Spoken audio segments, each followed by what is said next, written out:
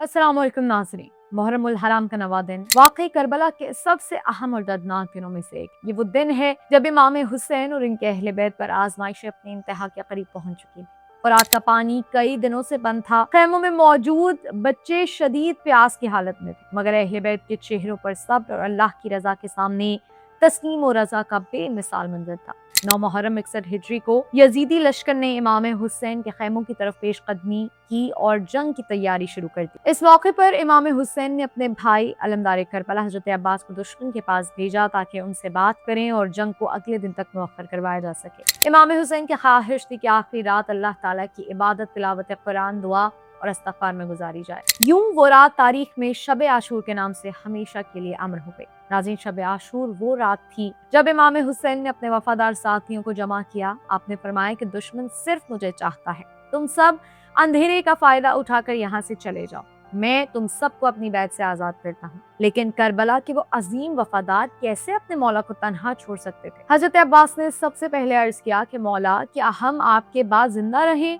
खुदा कभी ऐसा दिन न दिखाए कि हम आपको छोड़कर अपनी जान बचा लें। इसके बाद हजरत हबीब इब्न मज़ाहिर, हजरत ज़ुहैर बिन क़ैन, हजरत मुस्लिम बिन औसजा और दीगर असहाब ने भी अपनी बेमिसाल वफादारी का इजहार किया और कहा कि अगर हमें बार बार कत्ल करके जिंदा किया जाए तब भी हम आपका साथ नहीं छोड़ेंगे। नाज़रीन, ये वो लम्हा था जब करबला के वफादारों ने दुनिया को बता दिया कि हकीकी मोहब्बत और वफादारी सिर्फ आसान वक्तों में साथ देने का नाम नहीं, बल्कि मुश्किल तरीन घड़ी में हक के लिए कुर्बानी पेश करना ही असल वफा है। शब आशूर के खैमों में एक अजीब मंजर था। कहीं कुरान मजीद की तिलावत हो रही थी तो कहीं दुआ और मनाजात की सदाएं बुलंद हो रही थी। असहाबे हुसैन जानते थे कि अगले दिन इनकी जिंदगी का आखिरी दिन हो सकता है, मगर इनके दिलों में खौफ नहीं बल्कि अल्लाह की रजा हासिल करने की खुशी थी। नाज़रीन, शब आशूर हजरत अब्बास अलमदार के नाम से भी मंसूब किया जाता है। क्योंकि आपने इस दिन अपनी वफादारी,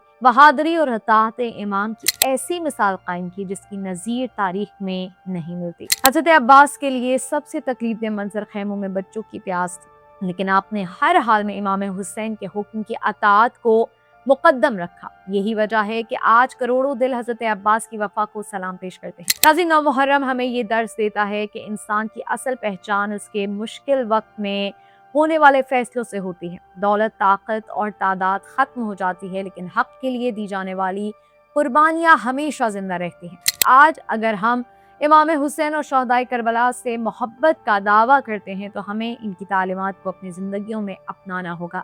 हमें सच्चाई, दयानत, अदल और मजलूम की हिमायत को अपना शार बनाना होगा। नाज़रीन, जब शब आशूर के आखिरी लम्हात करीब आ रहे थे, अहले बैत के खैमों में एक तरफ इबादत की सदाएं थीं और दूसरी तरफ जुदाई का एहसास भी मौजूद था। हज़रत ज़ैनब कुबरा अपने भाई इमाम हुसैन के मिशन की अजमत को जानती थीं और सब्र और इस्तकामत की एक नई तारीख रकम करने के लिए तैयार थी। करबला का हर किरदार हमें एक सबक देता है। हजरत अब्बास हमें वफा सिखाते हैं, हजरत ज़ैनब हमें सब्र सिखाती हैं और इमाम हुसैन हमें हक और इज्जत के लिए हर कुर्बानी देने का दर्ज देते हैं। नाज़रीन, 9 मुहर्रमुल हराम शब आशूर का पैगाम वफा, अता, सब्र और कुर्बानी है। आइए दुआ करें कि अल्लाह ताला हमें अहले बैत की सच्ची मोहब्बत, इमाम वक्त की अतात और हक पर साबित कदम रहने की तौफीक अता फरमाए। आमीन।